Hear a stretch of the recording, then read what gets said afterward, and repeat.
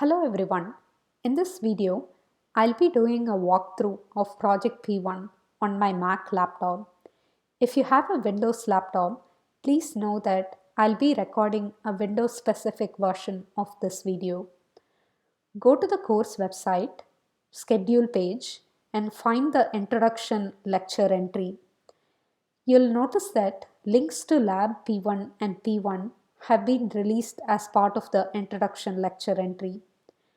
I'd like to reiterate that all of you should be working on the P1 version from the current semester, which is the spring 21 semester. If you're working on an older semester's version of P1, you'll be making incorrect submission for the project. Please make sure to confirm that you're working on the current semester version of P1 by going to the current semester course website and by clicking on P1 link. At this point, I'm going to assume that you've already gone through Lab P1. If that is not the case, please pause this video here and make sure to go through Lab P1. Go ahead and click on P1 link. That should take you to the GitHub write-up page for Project P1.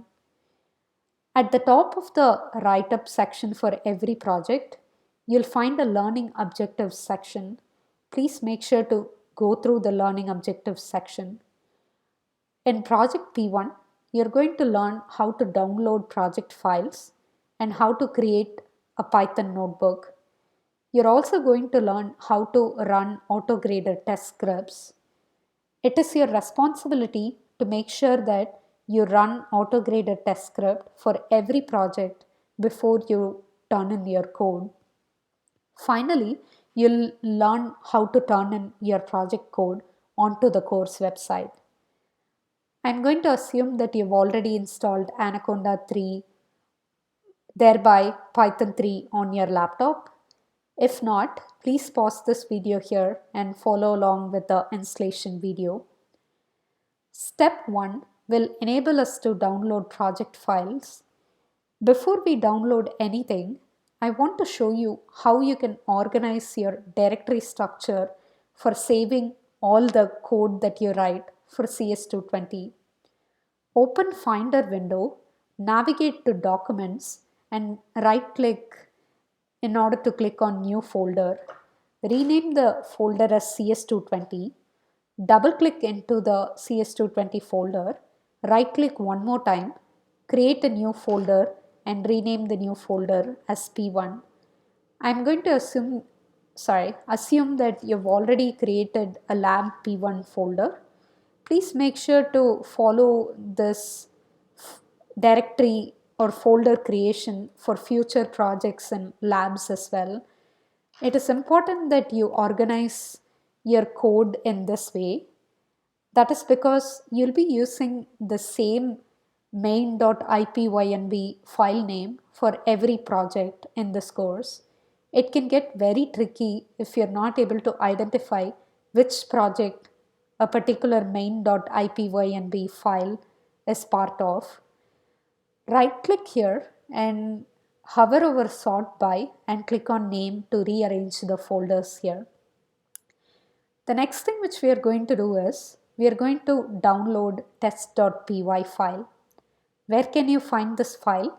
Scroll all the way up to the top of the write-up page and you'll see a list of files. Let me show you how not to download files from GitHub. You're not supposed to right-click on a file and use the save link as. That is because that will download a HTML version of the file, which is not what you want. Instead, you're supposed to be using the left click on a file and then locate raw, right click on raw and use the save link as button there. Navigate to the folder that you just created inside CS220 for P1 and then click on save. Let's switch back to the Finder window, double click inside P1 folder and verify that we see test.py file here. Let me hit the back button on my browser and what we are going to do next is we are going to move on to step 2 here. Step 2 will enable you to create a Python notebook file. For doing that, you need to be able to navigate to the folder that you just created on your terminal window. In order to be able to do that, you need to copy the path name to the folder that you just created. Go to the Finder window, hit the back button and right click on P1 folder. Press and hold the Option key on your keyboard. That should enable you to find the Copy P1 as path name option. And now while pressing and holding the Option key, left click on it. Let me show you how you can launch terminal. There are a couple of ways to do that. You can press and hold the Command key on your keyboard and press space, and that should open Spotlight search for you, and you should be able to type in terminal, which will enable you to left click on the application. Alternatively, you should be able to go to the Finder window, navigate to Applications, double click on Utilities and double click on Terminal application in order to launch it. Let me show you where exactly your terminal window will get opened. So I'm going to use the cd tilde command. Typically, your terminal window will open in your user directory. You can confirm the current working directory by typing pwd command and hitting enter. So how do we navigate to the P1 folder that we just created? Type cd, which is the change directory command, and type space. Then in order to paste whatever you copied onto your clipboard, use the command and V keys together on your keyboard, and that's going to give you the path name for the P1 directory that you just created using Finder. Go ahead and press enter. Now if you use the up arrow key and re-execute pwd command, you should be able to see that you're inside the P1 directory that you just created. Execute the ls command, which enables you to look at the list of files in the current working directory. Right now we only have test.py. Let me show you how you can launch Jupyter Notebook. Type in the command Jupyter space notebook. Note the misspelling for Jupyter, you need to spell it with a Y. Go ahead and press enter. If your installation was successful, this should launch a browser tab which opens a Jupyter Notebook session. In the Jupyter Notebook session, you should be able to see the test.py file. How can you create a new notebook? Click on the new drop down on the top right corner and click on Python 3.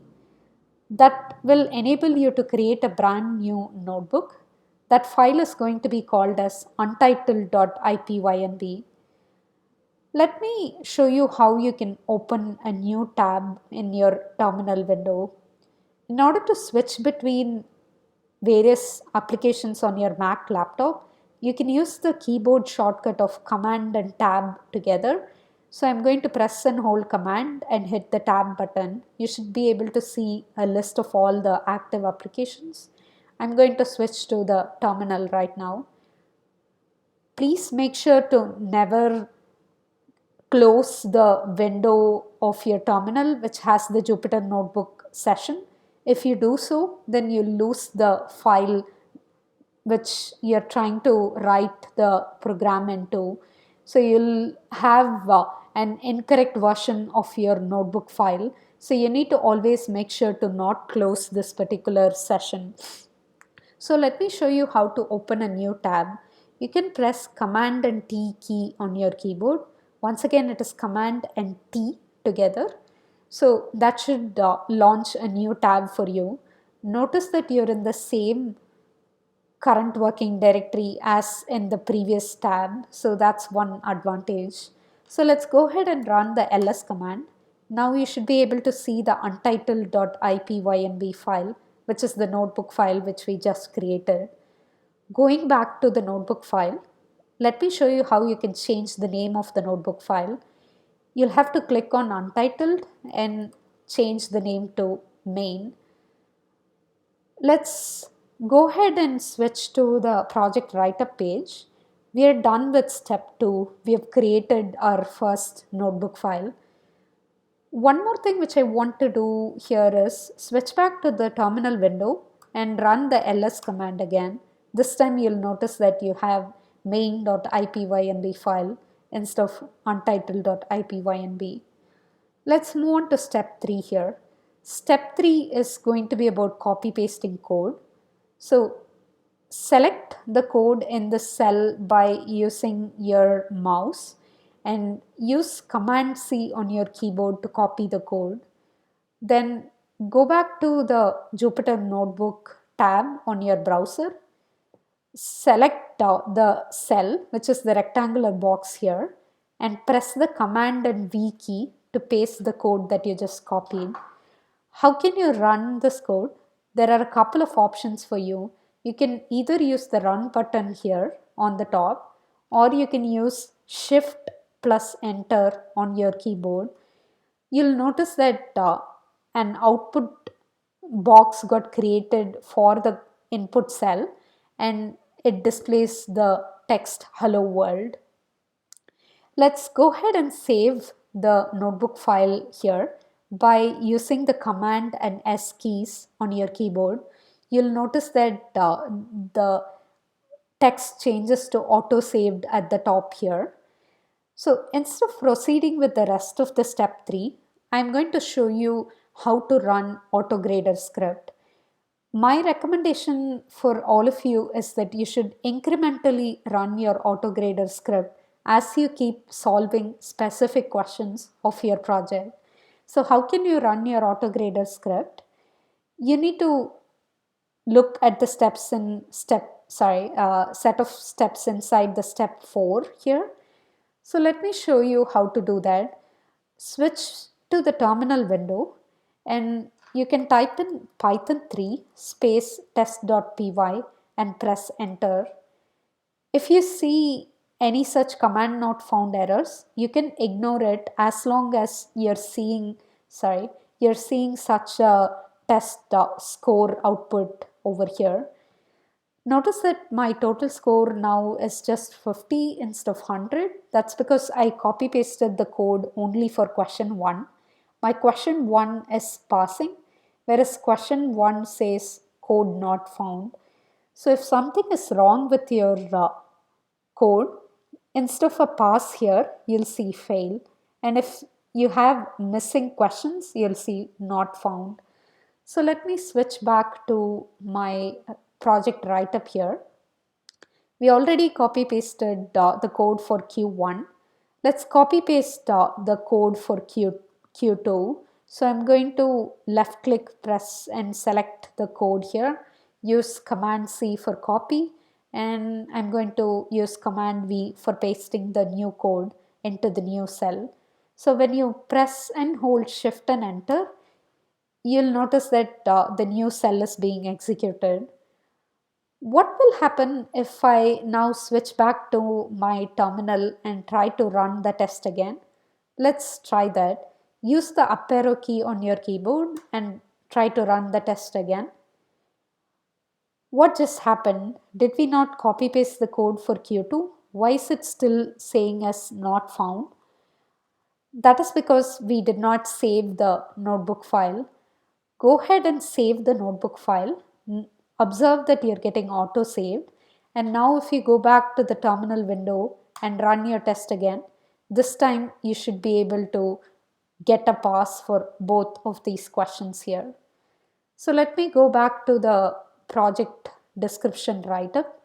And there is this additional part where you're asked to copy paste oops into a new cell. So I'm going to go ahead and run this current cell. Let's say that you want to delete this last cell. How can you do that? Select the cell by left clicking on it, press escape and press DD on your keyboard. You need to press DD.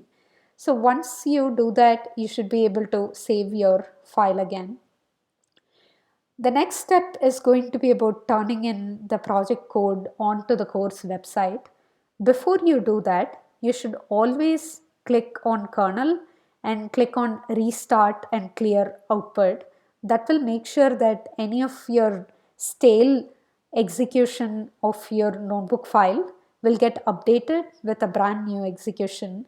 Always do this restart and clear output, and once you do that, restart and run all, my apologies, not restart and clear output, restart and run all, save the notebook file, run your test script one final time, confirm that you're getting a total score of 100, and then go to the course website. Let me open a new tab for the course website. Go to the projects tab and make sure you're signed in using your Whisk account. Select project P1 from the drop down box and click on choose file. You should be able to navigate to the P1 folder and select main.ipynb and click on open. Go ahead and press the submit button. You'll notice that you got an error. The error says your submission was not uploaded due to errors. Check bulleted errors carefully. If you get this error, you should scroll down and look at the submission status section. Notice that you're getting 4 errors here saying that you haven't specified value for project field, partner field, and hours field here. You need to add a header cell to your notebook file before you turn in your project code.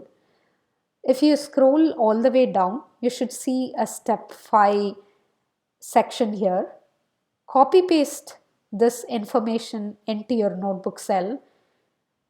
Switch to the notebook cell, select the first cell and go to the insert menu and click on insert cell above. Paste using command V. So what you need to do now is you need to edit netid 1 to type in your netid. My netid is M Shamkumar, so I'm going to type that in. If you worked with a partner, please type in their netid here. If not, please type in none. What do you have to enter for hours? Just enter the approximate number of hours it took for you to complete the project. So I'm going to say 0.3 hours approximately for 20 minutes. So you need to make sure to precisely follow this format for this header as provided to you. You cannot add additional space or things like that. That will throw off the detection and will not be able to detect your submission. You need to save your file again.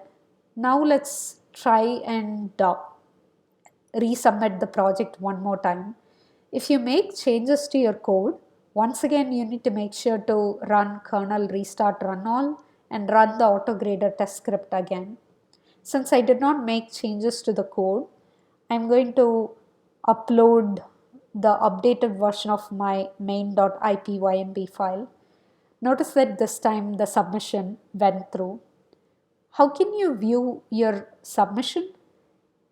If you go to Projects tab and select Project P1, make sure to select Project P1 and then click on View Submissions. You should be able to see a list of submissions. I already did a test submission previously, that's why you're able to see 3 of them. So my current submission will have the correct details for the header file here. That will be it for submitting project P1.